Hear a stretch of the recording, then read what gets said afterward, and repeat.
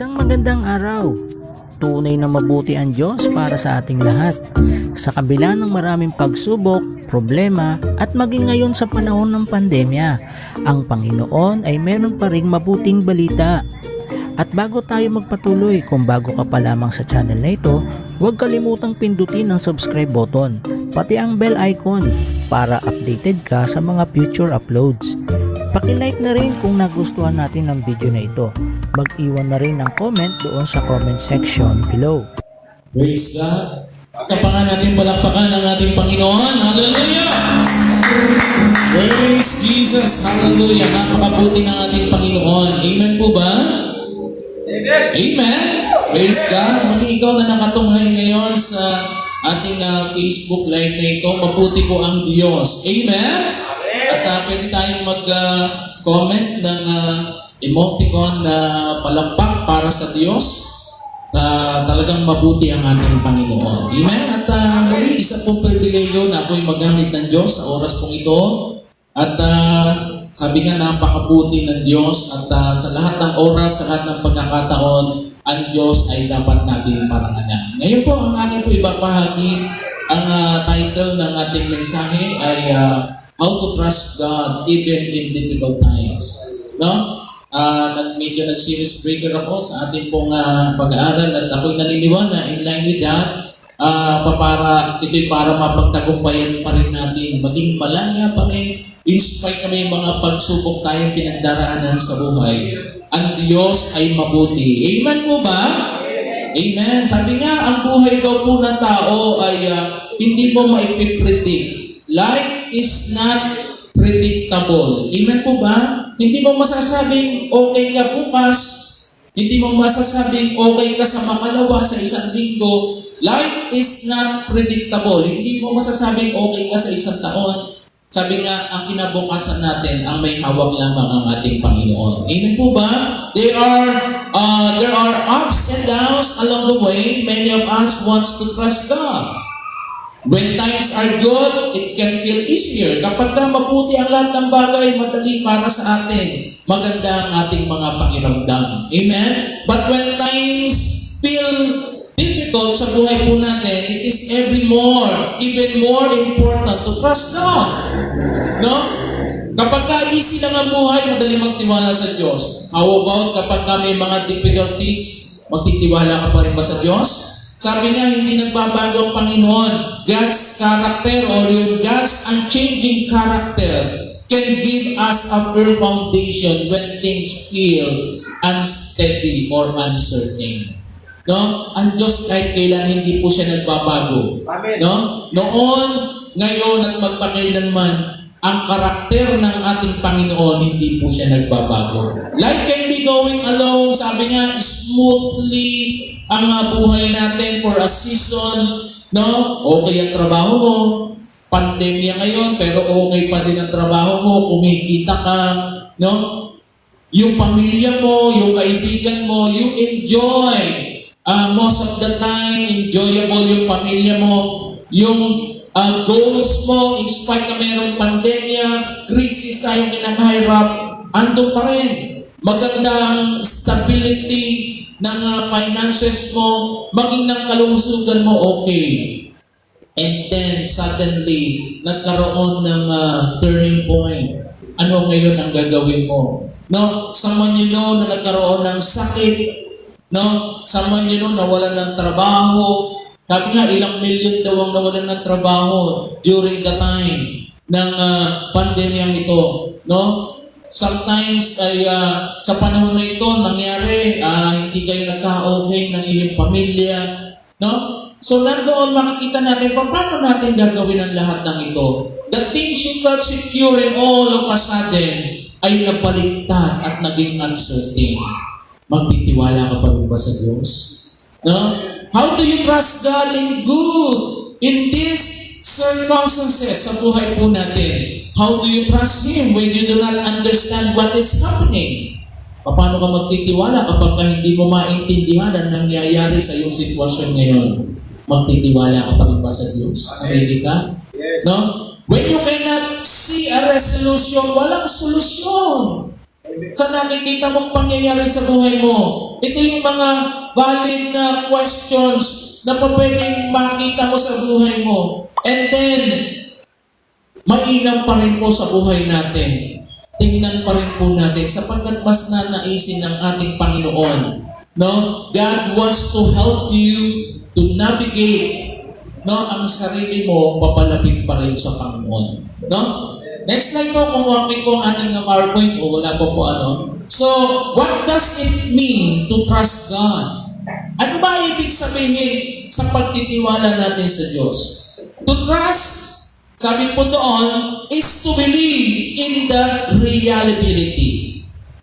No? Ang pagtitiwala, yung pag-rely mo sa isang tao, yung pagtitiwala mo sa Kanya, no?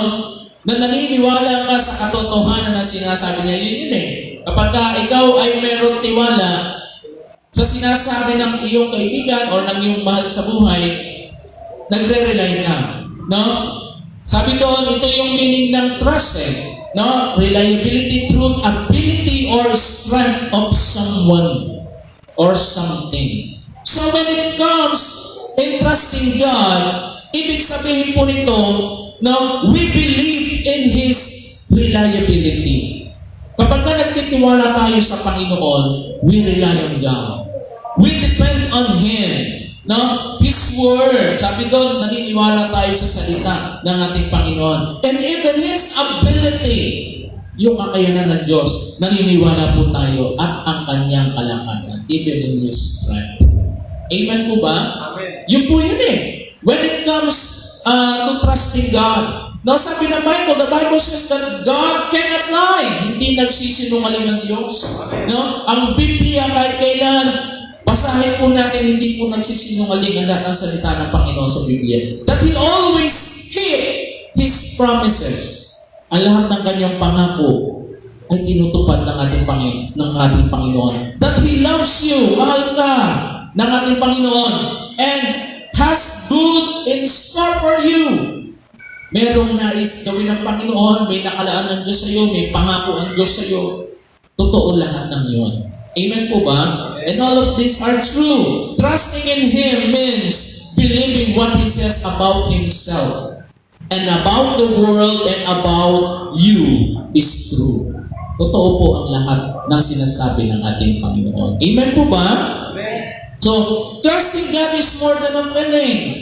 Hindi lang ito yung, nararamdaman ko eh. Kaya ka nagtitiwala dahil nakabase ka sa feelings mo.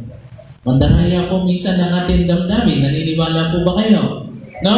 Hindi lang dapat nakabase sa atin po damdamin. Trusting God is more than a feeling.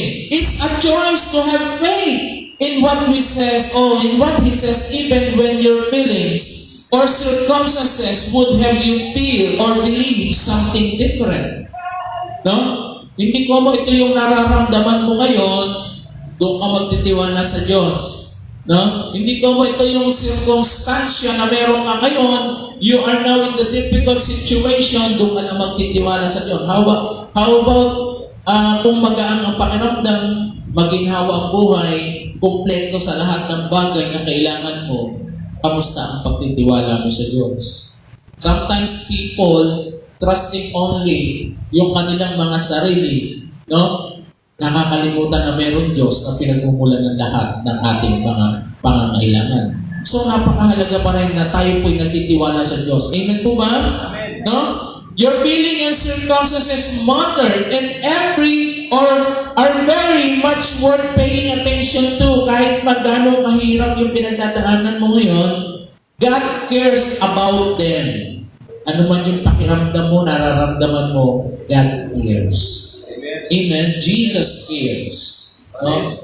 Meron pong concern ng ating Panginoon. But those things alone are not reliable enough. Tandaan natin, hindi po reliable enough to base on your life on ano man yung feelings mo ngayon. Although God cares with your feelings. Tandaan natin, hindi ko sabihin ko, ito yung pakiramdam ko ngayon.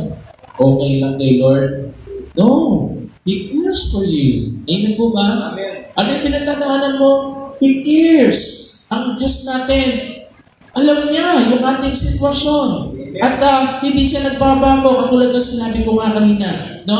God cares about them sa ating pong feelings. But those things alone are not reliable enough to base on your life. Sa bahay po natin, sa buhay po natin. They can change any moment. Naniniwala kayo, ang feelings pwede magbago bigla. Amen? Pwede magbago bigla. Kaya mahirap mag-rely on feelings. Amen po ba? Even in an instant, magbabago yan. God, and on the other hand, does not change. Ang Diyos hindi nagbabago. Magbago man ang pakiramdam mo, sumamaman loob mo ngayon sa Diyos, ang Diyos kahit kailan hindi nagbabago ng feelings sa atin. Amen po ba? Palakpakan nga natin ang Panginoon. Hallelujah. Hindi siya nagbabago. He is the same yesterday, today, and therefore even tomorrow. Therefore, is worthy of your trust. Kaya dapat lang natin pagtiwalaan ang Diyos. Amen po ba? Kaya nga, doon makita natin, trusting God is not about ignoring your feelings or reality. No? Ang pagtitiwala ng Diyos, hindi naman ibig sabihin ko, nararamdaman ko, ignore ko na lang, wag ko na lang pasinin. Or just to pretend that everything is okay sa buhay po natin. Or, okay lang, wala naman itong problema.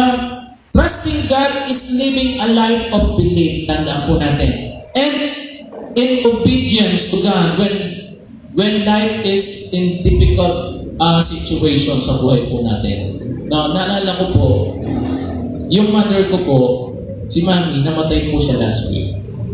My mother died last Sunday.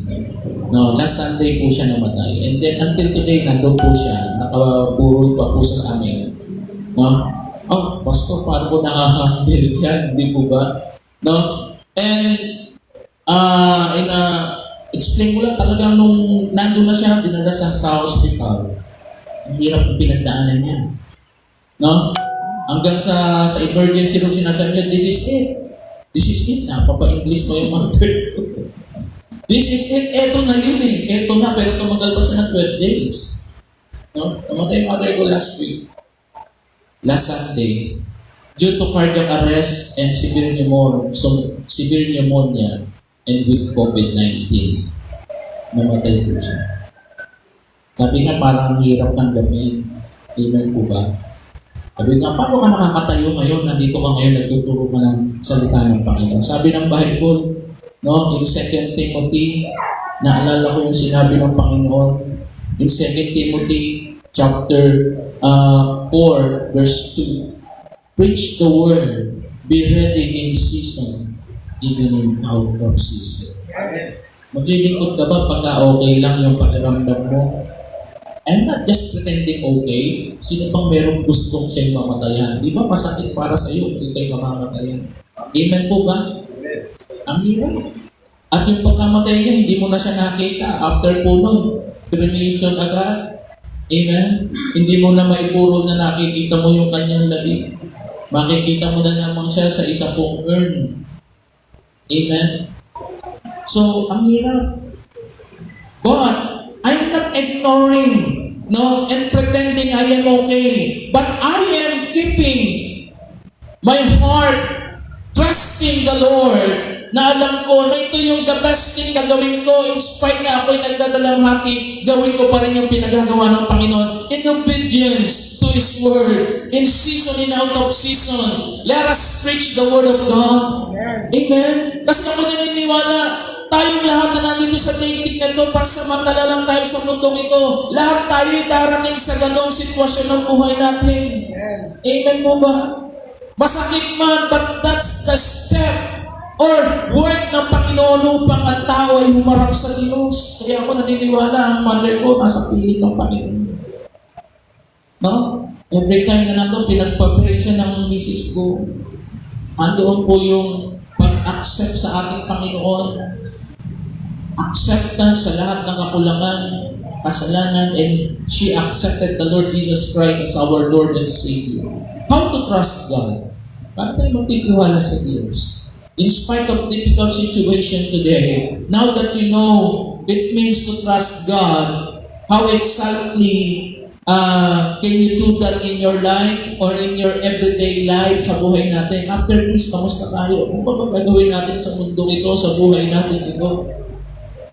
Maglingkod na tayo sa Diyos. Bigay na natin ang buhay natin sa Panginoon. Amen po ba? Hello? Are you there? Sabi nga, if you trust someone, you feel comfortable. Amen po ba? Kapag kami pinagkakatiwalaan ka, komportable ka sa Kanya. Komportable ka ba doon sa tao hindi mo pinagkakatiwalaan? Lalo na yung misa ka na niloko, pagtitiwala ka ba ng 100%? Di ba hindi? Ang hirap magtiwala. Anak nga natin minsan ala tayong tiwala. Amen po ba? No? Pero if you trust someone, you feel comfortable being honest with them about anything. No, kapag pinagkakatiwalaan mo, nasasabi mo yung mga bagay na inililihim mo na alam mo na po pwede ko pagkatiwalaan itong tao to. Alam mo, hindi niya man ako bibitray. Alam ko, hindi niya ipagkakala. No, once na sinabi ko sa kanya, hindi niya ako i-chismis. Yun yung may tiwala ka. Amen po ba? May tiwala ka. Oy, once you said it is secret, secret talaga. Amen? No?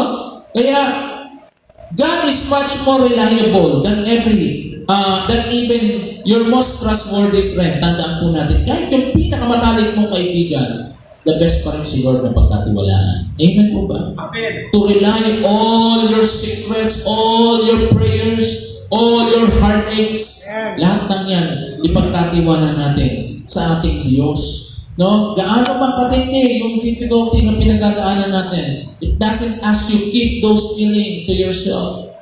Bigay mo lahat sa Diyos. Amen po ba? Sabi ng 1 Peter chapter 5, verse 7, cast all your anxiety on Him because He cares for you. So, ito yung ating text ko Tingnan natin. No, ipagkatiwala natin sa Panginoon. Cast all your cares. Ano ba sinabi ng Psalms 56 verse 8? You keep track of all my sorrows. You have collected all my tears in your bottle. You have recorded each one in your book. In Psalms chapter 56, verse 8. Because God loves you, mahal tayo ng Diyos, you can show your trust in Him by talking about all your feelings and circumstances with Him. Tandaan natin. Kapag nagkakatiwala tayo sa Panginoon, diba, in prayers, we can renounce in our prayers, no, yung lahat ng mga salubin natin sa Diyos natin, ang sarap ibulalas sa panalangin. Amen po ba? No? Bakit po? Kasi ang sarap ipagkatiwala lahat ng bagay sa Diyos. The good and the hard through prayer, pagkatiwala natin. Don't let your emotions rule your life. Amen? Huwag mo hayaan kung ano yung emosyon mo na meron ka, yan na yung mag-take over sa buhay mo. Amen? Mahirap yung nagdadala lagi ng emosyon. Hindi ko sabihin, Pastor, kaya-kaya mo, kahit patay nanay mo. Amen. Ilan tayo papunta po doon No? Although nandun po yung heartaches, nandun po yung pangungulila, pero ipagkatiwala natin yung emosyon natin sa Panginoon. Amen po ba? Amen. Ang Diyos po ang patuloy na magbibigay ng lakas sa atin. Amen? Bring them to God so He can help you. Address them to God. He is not disappointed or frustrated by your struggles. Tandaan mo, ang Diyos po kayang i-handle ng lahat, even the doubts and even the pains. He cares about you and you can trust Him with all those things sa buhay po natin. Amen po ba? When you trust God, go to God and His Word when life is hard. Kapag mahirap ang buhay, dapat kilala natin yung una natin lalapitan. Bago doon sa pinaka-best friend natin, pinakamatalik natin kaibigan, unahin natin ang Diyos. Amen po ba? You can also act on obedience doing what God says in His Word. Ano yung sinasabi ng Panginoon sa Kanyang salita? Trust God by His Word and trust that He will ultimately take care of the rest. Hawak ng Diyos ang lahat Amen po ba? Hawak ng Diyos ang buhay natin. Kaya yung mother ko, nung nag-struggle siya. Naalala ko, meron pang mga comedy na pangyayari during that time. Ang kasama kasi yung misis ko Pero don't worry, no? Nung nagpa-PCR test kami, we are all negative. No? Kasi sinasabihan na nila si Mami, nahihirapan na siya. Binubulungan nila. Nung binubulong, Mami, kung hindi mo na kaya, sige na, let go na. Okay na kami. Alam niyo ano sabi ng Mami ko? Bakit ayaw niyo na ba sa akin? Gusto ko pang mabuhay kahit 5 years. Sabi niya gano'n. Sabi ko gusto ko pa na mabuhay kami. Labanan mo. Sige. Yan ako, hanggang doon na lang talaga ang buhay natin eh. Amen po ba? Sabi nga, buhay natin sa mundong ito, may hangganan. No? So, ang dami nga ng mga beautiful memories na nangyari during the time na nasa hospital sila. Di mo akalain, nagtitiktok pa sila eh. Kasi sama si Mami for 12 days. Pero hanggang doon na lang eh. No? Magagawa mo talaga yung lahat ng bagay. Bigyan mo na lahat sa Diyos. Pero ang nakakatuwa doon, nanginingatan tayo ng Panginoon. All of us, no? Sabi mo, parang di nga kami naniniwala, COVID pa talaga yun. Kasi lahat kami negative eh. No? Negative sa RT-PCR. Salamat sa Diyos. In season and out of season, good or bad things happen and difficult things happen. Importante, nakikita natin yung presensya ng Diyos, nakikita natin yung provision ng Diyos at yung pagsama ng Diyos. Kaya huwag kang mawawalan ng tiwala sa Diyos. Amen po ba? Palakpakan nga po natin ang Panginoon. Hallelujah! Praise you, Jesus. Sabi ng Mark chapter 14, beginning verse 34 to 36, My soul is overwhelmed with sorrow to the point of death. He said to them, Stay here and keep watch. Going a little further, he fell to the ground and prayed that it is possible the hour might pass for him. Our Father, he said, everything is possible for you. Take this cup from me, yet not all I will, but what your will. Naalala mo si Jesus during the time na siya po ay nandito sa Garden of Gethsemane. Ito yung kanyang prayer eh. Hanggat maaari, Panginoon, ilayo mo yung sarang ng paghihirap sa akin. But still, let thy will be done. No? Yun yung sinabi ng Panginoon. No? Kaya nga during that time na, bakit ganun lang yung prayer na nakita niya, malapit na yung kanyang kamatayan. Nalalapit na yung pagharap niya sa kamatayan. Ganyan na lang yung panalangin niya na halo yung pawis na nagmistulang dugo na yung pawis ng ating Panginoon dahil sa tindi ng distress na nararanasan. So, yun din yung nakita ko nga sa mother ko during that time. No? Kaya nga nung time na naghihirap talaga siya sa hospital, nasasabi niya, ito na yun.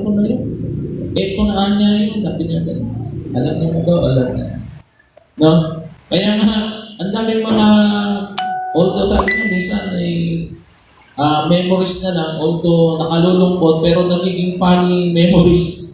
Yung time na ako naman yung nagmo-mourn, kasi namatay na siya, nandun na kami sa may cremation, doon lang bumula na siya yung feelings ko na, yung talaga yung, siyempre, mother mo namatay, doon ka lang umiyak.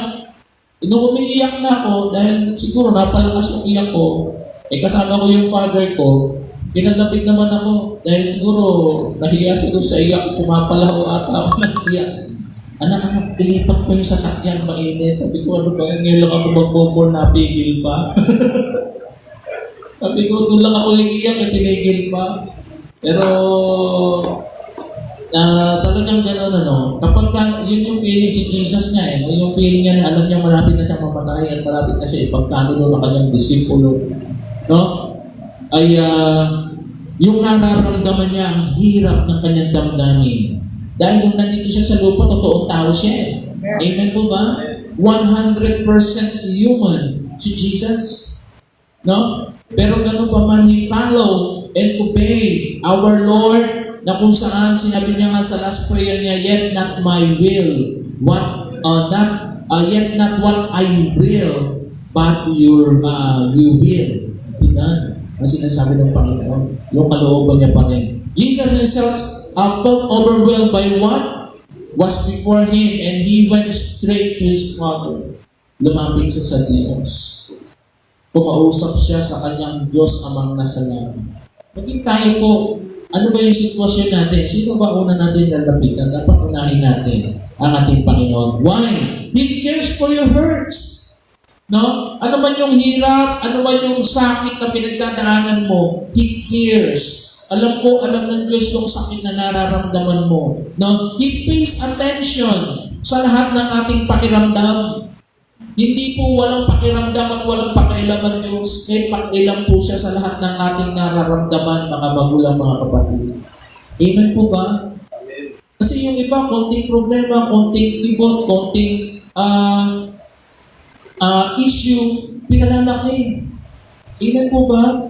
Hindi ka lang nabigyan ng pabor, masamang-masama na loob mo. Amen? Sa kalsada na nga lang sa pagmamaneho May mga tao ayaw masisingitan. Ayaw mauunahan. Kaya marami na aksidente. Walang nagbibigay. Amen? Tandaan natin, pagkatiwala natin lahat sa Diyos. How comforting it is to know that the God of the universe is also paying attention to you.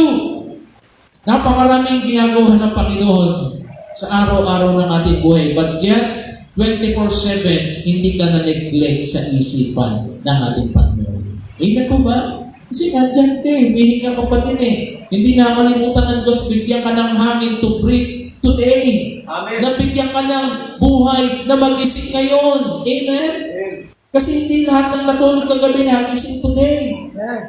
Kaya, God pays attention in every one of us sa buhay po natin. Knowing that God is for you will strengthen your trust in Him during times of hardship and unknown. Gaano naman kahirap yung pinagdadaanan mo at hindi mo pa man alam na pagdadaanan mo, God cares. Amen po ba? Here are 4 practical ways to trust God in your everyday life. Number 1, seek truth in Scriptures. No? Tingnan po natin sa salita ng Diyos yung katotohanan. Scriptures or the Bible is God's Word. Amen po ba? Ang salita ng Panginoon, ang Biblia, totoo po. God knows you need somewhere to go when you feel unsure. Alam ng Diyos na may kinakailangan kang dakuan o puntahan kapag bagay sa buhay mo ay hindi ka tiyak. Amen po ba? That place is His Word. Ang kanyang salita. It is unchanging and completely trustworthy. Ang salita ng Panginoon, we can rely on His Word. The Bible records ways God and responded in difficult times in the past. It reminds you that He is trustworthy whatever your circumstances is. Many people in the Scriptures, kung atin po mabasahin, even reference other parts of Scriptures to encourage themselves and those around them. Napakarami ng istorya sa Biblia na atin titignan na kung paano in-encourage ng Diyos ang tao. Amen po ba? Napakagandang bulayan at aralin na kung saan kung araw pa man, ini-encourage ng Diyos ang lahat na nagtitiwala sa Kanya, magtiwala ng totohanan, lumapit at bumapit sa Kanyang salita sapagkat ito yung pinakamainam na gawin natin, ang saliksik na katotohanan ng salita ng Panginoon sapagkat naroon po yung pag-ilos ng ating Panginoon. Amen po ba? The truth of the Scriptures frees you from the expectations of earning your salvation. No? Sabi ng John chapter 8 verse 32 na kung saan dito makikita natin pinapalaya tayo. Amen po ba? Sabi nga doon, ang katotohanan na magpapalaya.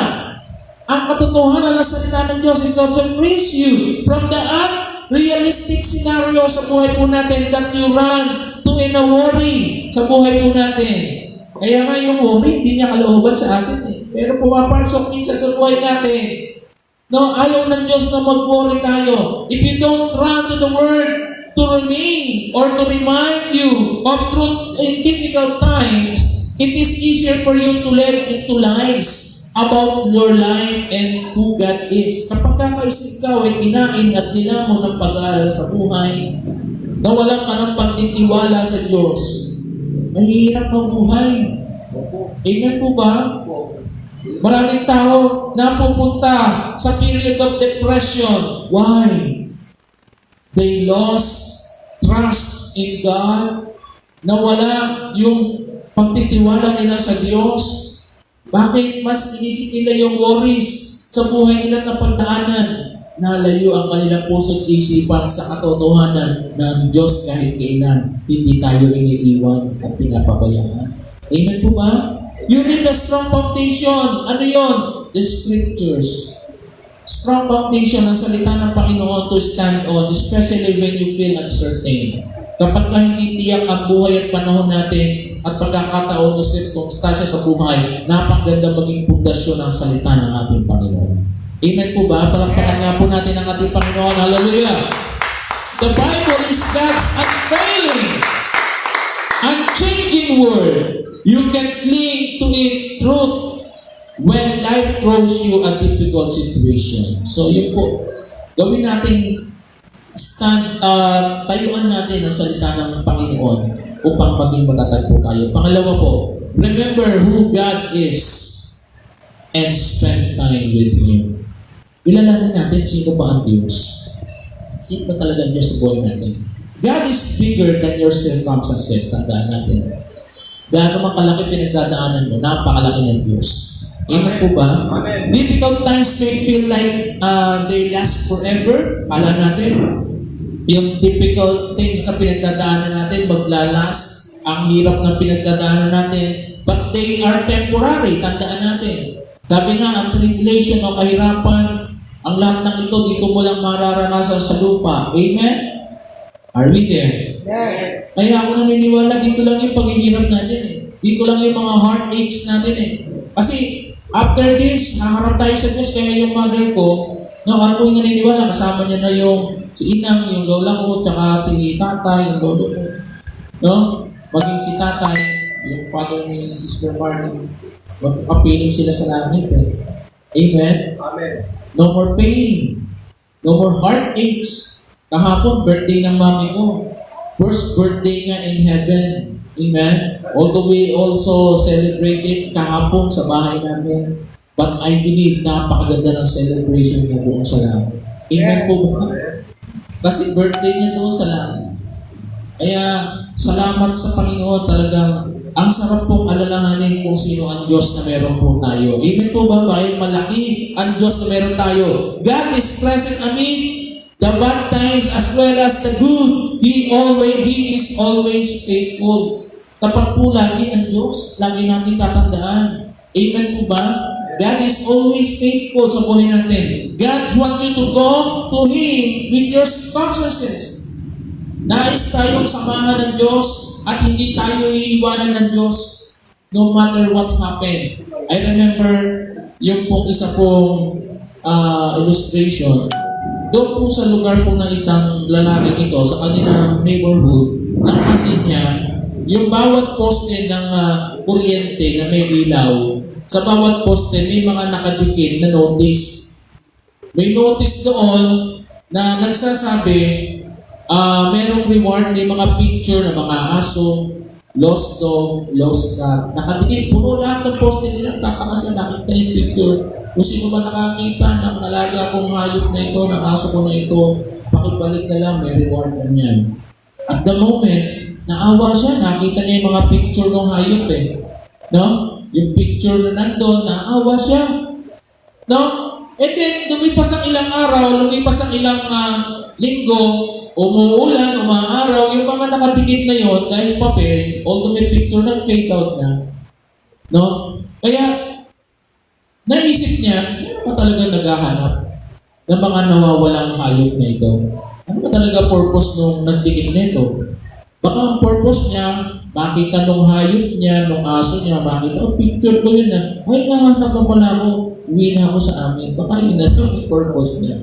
Or, meron ba talagang tumatrabaho para hanapin yung mga hayop na ito? Alam niyo po, tao lang po gumagawa nun. Pero ang Diyos po never ginawa ang gano'n. Na maglalagay po siya ng post or ng notice sa mga tao, hey, I lost a sheep. Hindi po. May nawawala akong tupa. Sabi nga, di ba, the shepherd, iiwan niya yung 99, hahanapin niya yung isa. Bukod po doon, ang ating amang nasa langit, no? Ang ating Diyos na nasa langit, maging ang ating Panginoong Jesucristo, iniwan ng langit. He left heaven behind and go here on earth for you and me to be saved. Hanapin na yung mga tunay na nawawala upang magkaroon ng kaligtasan. Ganun ang Diyos. Yan na ba kahirap ang pinagdadaanan mo? Nandiyan ang Diyos. Nandiyan si Jesus.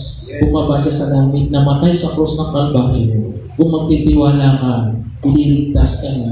Amen po ba? At even today, ano man yung circumstance meron ka, sasamahan tayo ng Panginoon. Remember God, who He is. Amen? Remember who He is and spend time with Him. No, magtiwala tayo sa Kanya. He also wants you to come in Him simply to spend time with Him. No?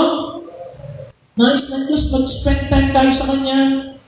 Magkaroon tayo ng quality time in prayer, in devotions. No? Kaya nga every morning naging routine na ng ating mga body clock. Di po ba, nagigising tayo. Meron tayong mga prayer words to attend. No? You should let your circumstances shape your relationship with God. No? You should not let your circumstances, yun po ibig sabihin. Huwag mo hayaan yung circumstansya na meron po tayo, no? Ay mag-shape yung mga bagay na ito para lamang sa relasyon natin sa Diyos. Hindi po. Hayaan lang ba ikaw lalapit sa Diyos kasi ito pinagdadaanan mo?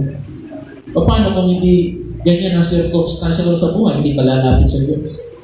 Kamusta relasyon natin? Kaya nakakalungkot kapag kami mga pagsubok, yung iba doon lang nananalangin na may taimtim sa Diyos. When was the last time you prayed sincerely, deeply, wholeheartedly to God? Kayo na lang po sa Lord.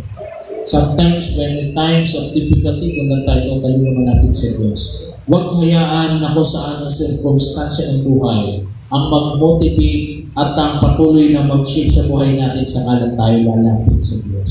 Ano bang circumstansya, magtiwala tayo sa Diyos. Amen po ba? God can shape your views of your circumstances. Spend time or regular time with God. Tandaan natin, napakahalaga po na mag-iwan tayo ng panahon at oras, sapat na oras para sa Diyos. Read the Word of God, spend time in prayer sa ating Panginoon, and acknowledge God. Hallelujah, sa buhay po natin, sa lahat ng oras at pagkakataon. Sabi ng 1 Thessalonians chapter 5, beginning verse 16 to 18, na dito makita natin, rejoice always, pray continually, give thanks in all circumstances, for this is God's will for you in Christ Jesus. No? God calls you to give thanks. Tinatawag tayo ng Panginoon upang tayo magpasalamat sa Panginoon. He always working in your life. Amen po ba? And in the world, in the moment when everything appears to be falling apart sa buhay po natin, it can be hard to see how good Father is at work but knows His mercy is consistent. Consistent po ang Panginoon sa buhay po natin. Amen po ba? Kaya po dapat magpasalamat tayo sa lahat ng oras. Hindi lang kapag kami mga biyay at pagpapala kung walang magpapasalamat. Paano po may pagsubok, hindi ka magpapasalamat. Puro daing ang hihigit mo sa Diyos. Giving thanks fights the lies that everything is horrible sa buhay po natin. Even in tragic circumstances sa buhay natin, there will be a light and grace na manggagaling sa Panginoon. God is present in making Himself known in every aspect of our lives. Tandaan po natin, you need only to look to Jesus. Are we there?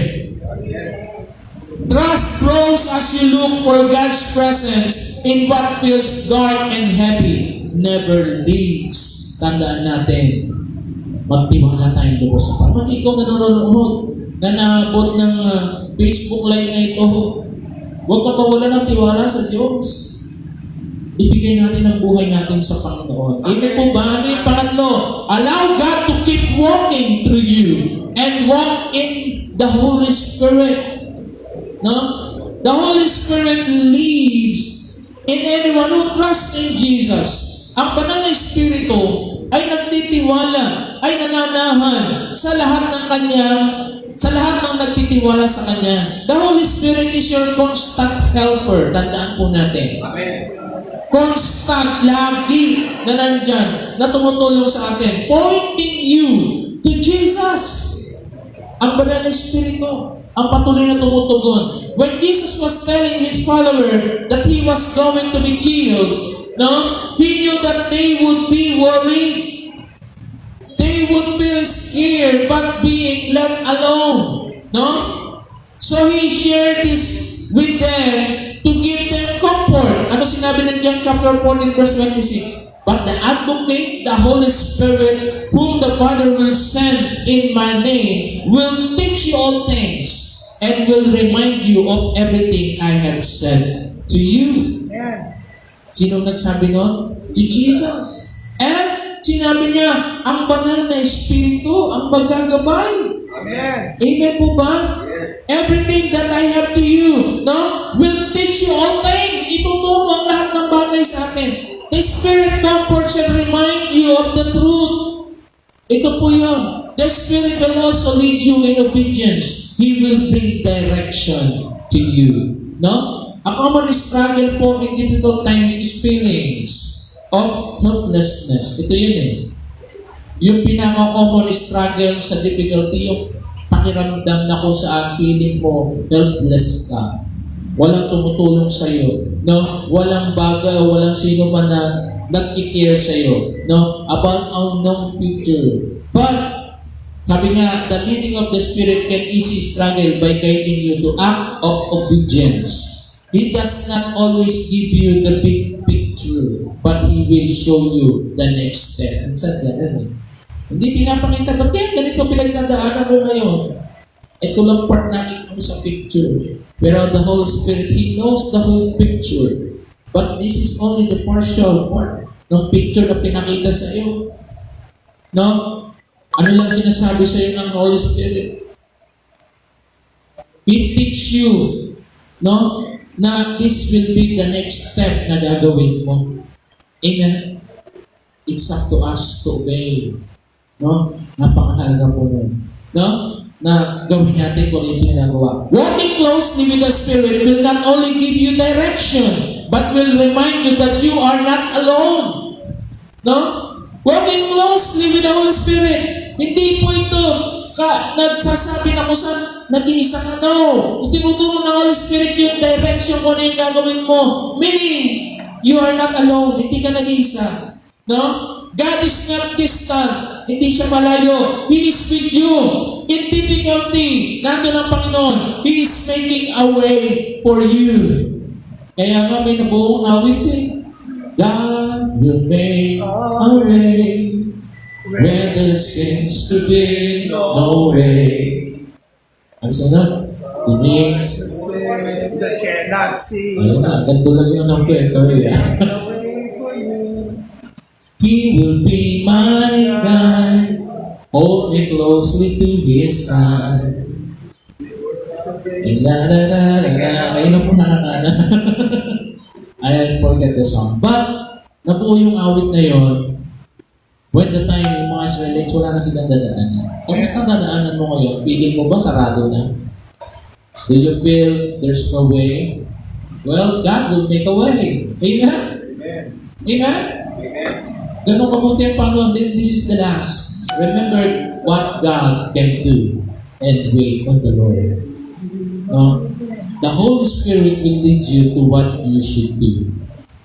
Ang banal na Spirit will ililitahan kung ano yung dapat na gagawin. So, kung gusto mong patuloy na magtagumpay, maging tunay na malaya, even in times of difficulties, yung puso natin, yung emotion natin, pakulit natin sa Panginoon.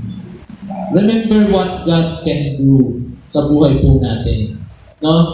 Remember what God can do and wait on the Lord. Tingnan natin, ano ba yung magagawa ng Panginoon? The Holy Spirit will lead you what you should do. Sometimes, what you need to do is wait. Amen? Sometimes, waiting is the thing na gawin na mahirap para sa iba. Amen? Ang magantay.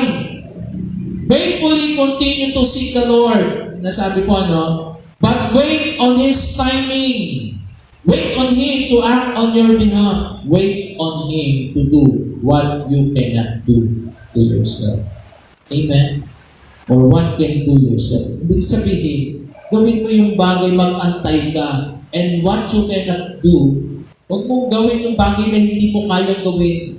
Antayahan mo ang banal na Espiritu ang magturo sa iyo kung ano yung dapat mong gawin. Amen po ba? Are we there? In the book of Isaiah, God responds to the Israelites who thought that God had turned away from them. He reminds them that He does not sleep or take a break. No, He always sees them in always working for their goods. Ano sinabi ng Isaiah chapter 40 verse 31? They who wait for the Lord shall renew their strength. They shall mount up with wings like eagles. They shall run and not be weary. They shall walk and not faint. Isaiah chapter 40 verse 31. No? Sa mga nag-aantay, no? They will renew their strength. No? And they shall mount up with wings like eagles. No? Doon makikita natin, huwag kang mawabalisa. No? At tayo bibigyan ng kalakasan ng ating Panginoon. He will help you. Wait with endurance. Waiting on the Lord reminds you that you are not in control. Sino may control dapat sa buhay natin? Si Lord. Amen. No? Sapagkat He is bigger than any of your circumstances, He will sustain you and grow your faith in waiting. Sa pag-aantay po, doon po na-develop yung ating pananampalataya sa Panginoon. Yung pagtitiwala. Amen po ba? God never neglecting your life. Kahit kailan hindi tayo dineglect ng Panginoon. Maybe people, tayo, neglect tayo. Amen po ba? Meron tayo hindi pinapansin. Hindi, okay lang yan. Okay lang yan. Hindi, sige, okay lang. No, never mind them. No? But God never neglected each one of us. Amen po ba? Di tayo na-neglect ng Panginoon.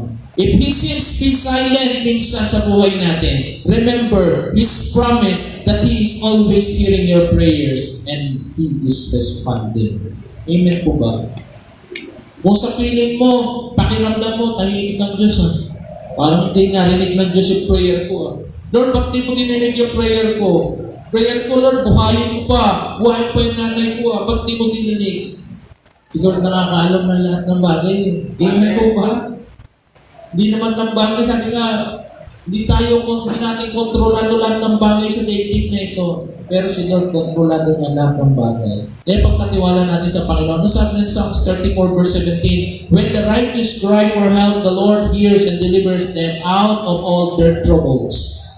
Ang Diyos po ang mag-deliver sa lahat ng ating pong mga circumstansya, problema, no? Kapag tayo po'y lumalapit, yung mga matutuwid ay lumalapit sa Panginoon. In conclusion, mga kapatid, God is trustworthy even when you don't see your prayers answered or problems solved right way.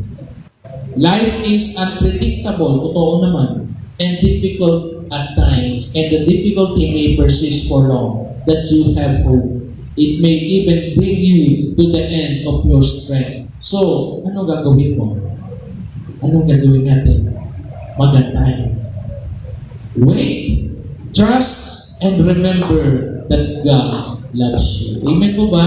Mahal tayo ng Panginoon. You can trust Him and sustain you. No, to sustain you, provides for you, no, and be with you even in the midst of your hardship.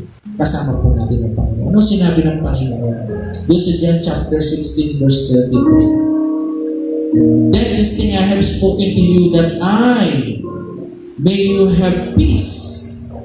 In this world, sabi nga, you will have tribulation, but be of good cheer. I have overcome the world. Napagtagumpay na ng Panginoon. Amen po ba? But He promised that He would always be with you, or be with us, even in very end of the age. Sabi ng Matthew chapter 28, verse 20. Sasamahan tayo ng ating Panginoon. God is completely trustworthy. Amen po ba? Wala nang iba. Amen. Lahat ng bagay. Mahirap man yung pinagdadaanan natin. Ano sinabi ng Jesus Christ? Romans chapter 8 verse 28. And we know that all things God works for the good of those who love Him, who have been called according to His purpose. Amen po ba? In times of doubt, remember His promises. Remember who He has always been, even doubt and uncertainty. If you keep going to Him, He will continually show Himself to be trustworthy. Purihin po ang Panginoon. Tayo pong lahat ay tumayo. Bigyan natin ng palakpak ang dakilang Diyos, ang Diyos na mabuti sa lahat. Sige nga po, palakpakan po natin ang ating Panginoon. Yes, Lord, yes, Lord, yes, Lord. Nakita naman at maganda. So, ayun yung bata. Sino ba yan? Bata na yan. Ano ba yung nino mo?